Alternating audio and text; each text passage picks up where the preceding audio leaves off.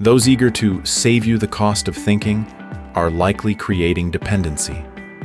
There is a type of content that repeatedly emphasizes one thing. This is actually very simple. You don't need to think too much about it. I've already figured it out for you. It sounds very considerate and efficient.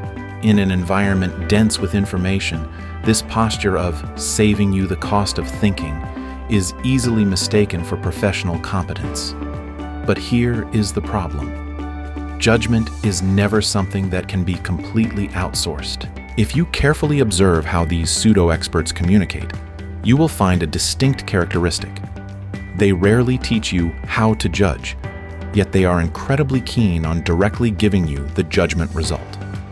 They skip the process and compress the complexity, creating an illusion for you that the matter has been thoroughly clarified. This illusion is the very source of their influence, because once you get used to accepting conclusions, you will gradually abandon your own path of judgment.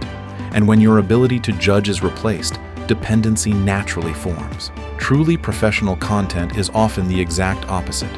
It doesn't make you faster. Instead, it makes you realize the problem is more complex than you thought. Conclusions require conditions, and judgment requires a process. Pseudo-experts dislike this rhythm, because once you start understanding the logic behind the judgment, their sense of authority is weakened. They would rather you remember what they said instead of how they arrived at that judgment. So you will find that they often use very dense expressions, constantly pushing conclusions without giving you space to pause. Not because the matter is truly simple, but because once things slow down, many of their judgments cannot stand up to scrutiny. This is also why you rarely see pseudo-experts encouraging you to cross-reference or verify repeatedly.